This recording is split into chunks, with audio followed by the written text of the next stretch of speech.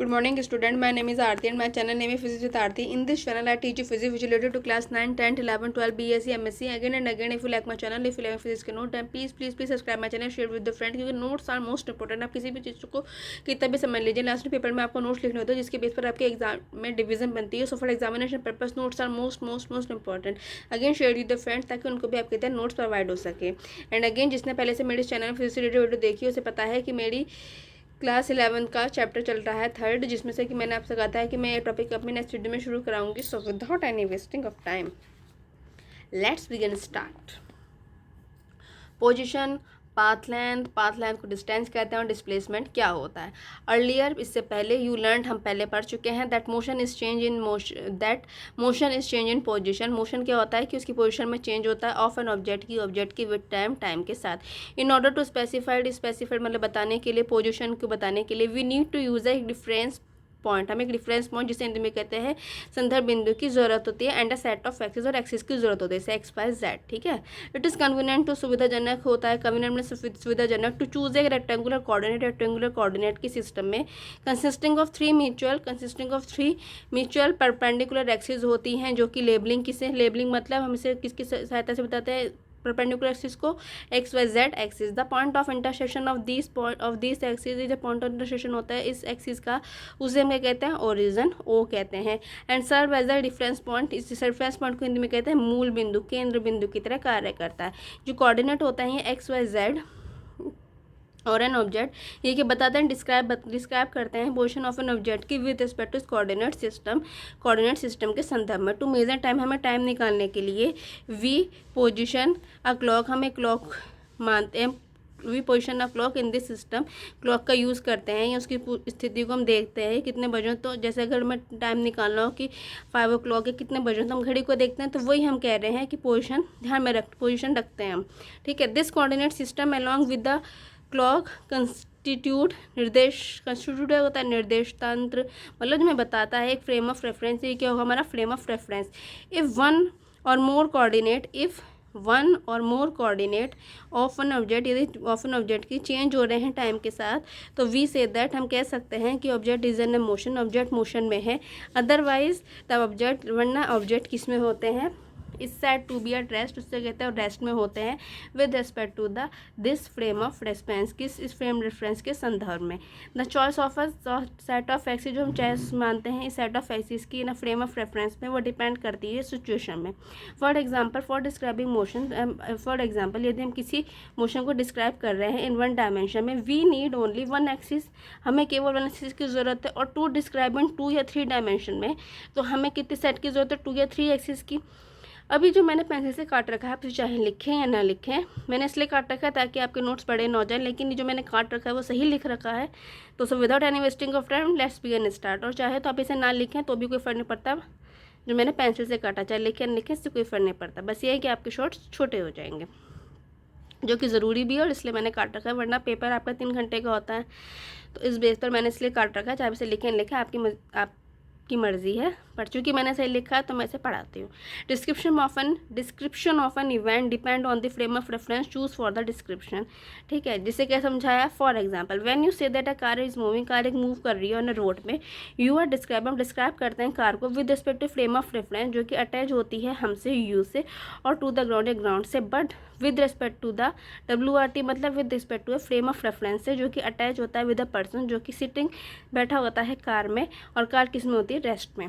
ठीक. अब इसे लिखना बहुत ज़रूरी है. ये तो हमने जो पैसे काटा हो गया. अब जो ये लिख रही हूँ ये मोस्ट इंपॉर्टेंट है, ये आपको जो लिखना बहुत ज़रूरी है. ठीक है.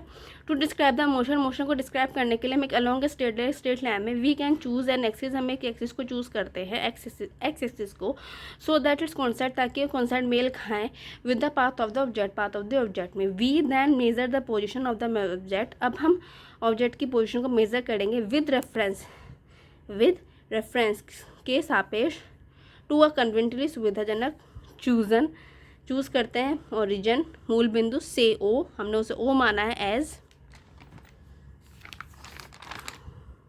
शोन इन द फिगर, जैसे कि आपको फिगर ओ में दिख रहा है.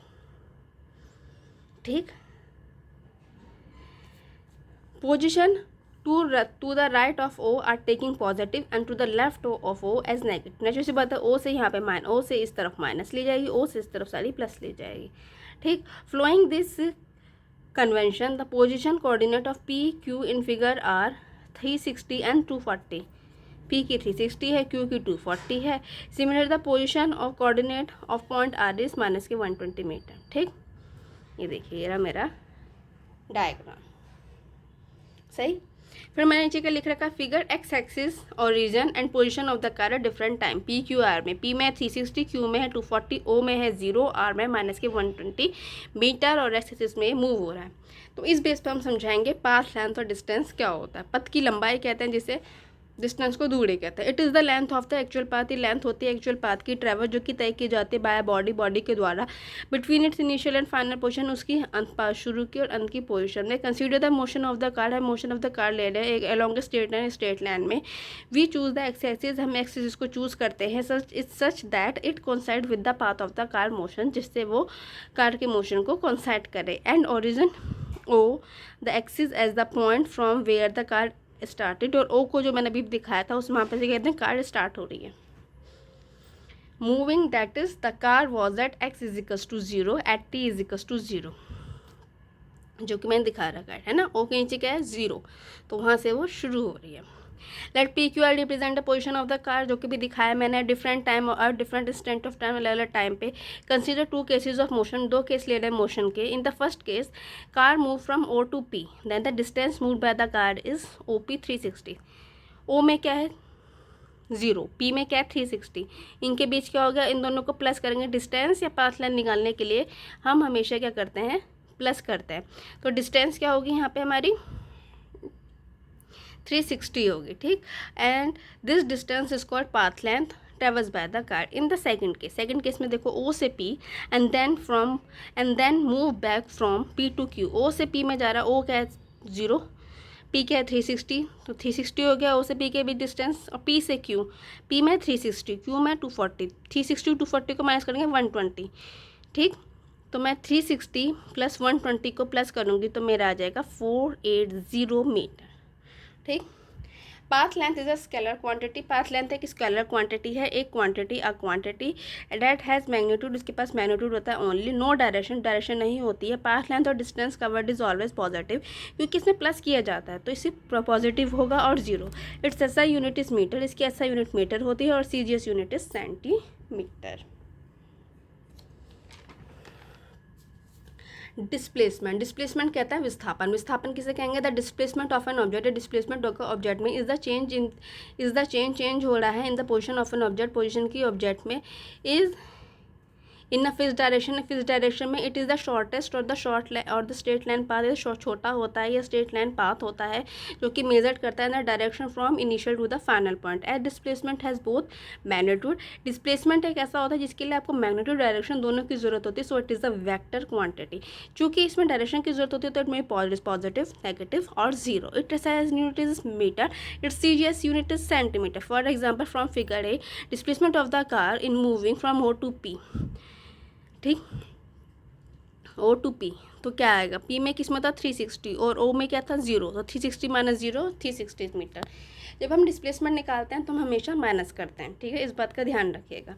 The displacement has a magnitude of 360 metre and is directed in the positive x direction as indicated by the positive sign. जो कि पॉजिटिव आ रहा है तो पॉजिटिव डायरेक्शन में, माइनस आ रहा है तो नेगेटिव साइन में। Similarly the displacement of the car from P to Q।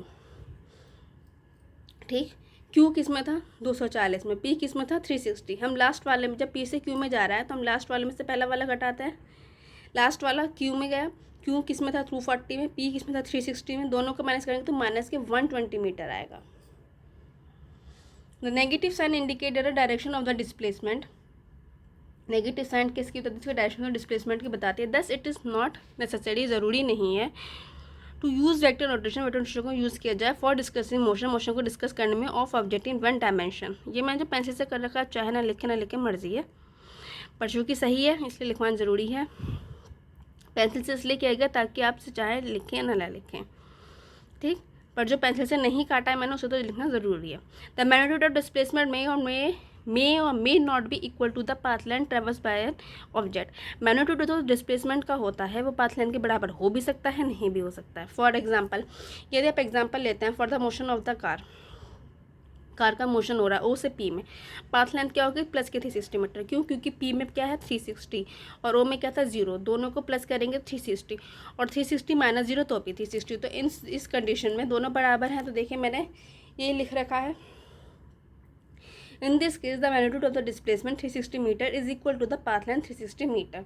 यदि but considering the motion of the car, यदि लिख रहे हैं कार का मोशन लेंगे from O to P, O से पी में एंड बैक टू क्यू. तो इन दिस केस में ओ से पी में पाथ लेंथ निकालना है. ओ में था 0, पी में था 360, दोनों को प्लस करेंगे 360. पी से क्यू में जाएंगे,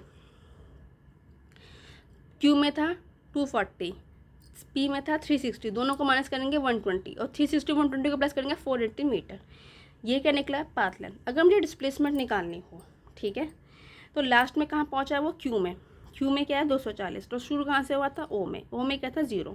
तो डिस्प्लेसमेंट हम माइनस करते हैं तो 240 माइनस 0 240 मीटर. मतलब उसमें आ रहा है, इस कंडीशन में आ रहा है 480 मीटर पाथ लेंथ और 240 metre displacement.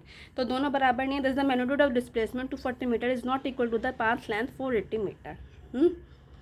The magnitude of the displacement for a course of the motion may be 0 हो सकता है displacement, but the corresponding path length is not 0, वो 0 कभी नहीं होगी. फॉर एग्जाम्पल, आप एग्जाम्पल लेते हैं, यदि कार स्टार्ट होती है फ्रॉम ओ से और गोज टू पी में जाती है एंड देन रिटर्न ओ, ठीक है, the final position coincide with the initial position and the displacement is 0. क्योंकि ओ से शुरू हुआ ओ पे है तो डिस्प्लेसमेंट क्या होगा 0, क्योंकि डिस्प्लेसमेंट नहीं करता है माइनस. जबकि मैंने आपको क्या कहा था कि पाथ लेंथ में क्या करते हैं प्लस. तो 360 मीटर प्लस 360 मीटर 720 मीटर. ठीक, फिर एक और चीज़ देखिए, मोशन ऑफ एन ऑब्जेक्ट. यदि कोई मोशन का ऑब्जेक्ट हम इसे रिप्रेजेंट कर रहे हैं, position time graph as you have already learned about, जो हम पढ़ चुके हैं 9th-10th में, कि such a graph is a powerful tool. ये एक पावरफुल टूल होता है टू रिप्रेजेंट एंड एनालाइज, व्यक्त करने का, विश्लेषण करने का डिफरेंट एक्सेप्ट क्या होता है पहलुओं को. For motion along a straight line, कि कोई मोशन हो रहा है स्ट्रेट लाइन में, से एक्सेसिस लेंगे along x coordinate varies with the time and have an XT graph. ठीक है, XT ग्राफ को अब हम XT ग्राफ बनाएंगे. Let us consider the simple case. हम सिंपल केस के ले रहे हैं कि विच an object is stationary. Object किसमें है स्टेशनरी में. एग्जाम्पल, ए कार स्टैंडिंग स्टिल, एक कार स्थिर खड़ी हुई है एट x = 40 मीटर में. ठीक है, the position time graph is the straight line parallel to the time axis as shown in figure 1. 40 metre XT straight line. Figure 1 में क्या लिख रखा है, ऑब्जेक्ट क्या है हमारी स्टेशनरी ऑब्जेक्ट. स्टेशनरी ऑब्जेक्ट का मतलब क्या है, वो स्थिर वस्तु है. ठीक, T है हमारा सेकंड में, X है हमारा मीटर में. ये position time graph of stationary object. अब नेक्स्ट, इफ ऑब्जेक्ट मूविंग, यदि ऑब्जेक्ट मूव कर रही है अलॉन्ग द स्ट्रेट लाइन में cover equal distance in equal time interval, equal distance करें in equal interval of time भी बराबर है. It is said to be uniform motion. उससे हम यूनिफॉर्म मोशन कहेंगे along straight line shown in the figure. ये देखो,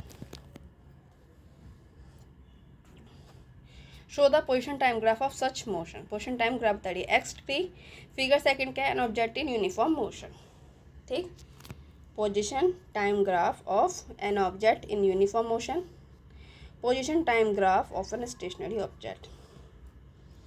Now let us consider the motion of the car that start from rest at time t = 0 second में at t = 0 second from the origin O and pick up speed till t = 10 second and thereafter move with uniform speed till t = 18 second. ठीक, मतलब वो t = 0 पे है जब O पे है, फिर उसके बाद वो 10 सेकंड की स्पीड पकड़ती है, फिर उससे कुछ देर बाद वो 18 सेकंड की. Then the car brake applied करती है and the car stop at the 20 second में and x = 296 metre. The position time graph for this case is shown in figure 3. We shall refer to this graph in our discussion in flowing section. ये देखो, XT car पहले 0 पे थी, ठीक, फिर 10 पे हुई, फिर ये 18 पे हुई, फिर ये 20 पे हुई, फिर उसके बाद ये 24 पे हुई। पहले 10, 18, 20 और 296 है मीटर। 10, 18, 20, 10, 18, 20 और ये देखो 296 मीटर है। ये मेरी फिगर डी हो गई, ग्राफ ऐसे बन के आया। ये क्या हमारा position time graph of a car. So ये टॉपिक हमारा यहीं कंप्लीट होता है। Again and again and again मैंने अब तक जितना आपको पढ़ाया है उससे रिलेटेड कोई भी टॉपिक पूछना हो तो आप कमेंट बॉक्स पे कमेंट कर सकते हैं। मेरी 100% कोशिश रहेगी कि मैं आपकी प्रॉब्लम को सोल्यूशन कर सकूं जो फिजिक्स से रिलेटेड है।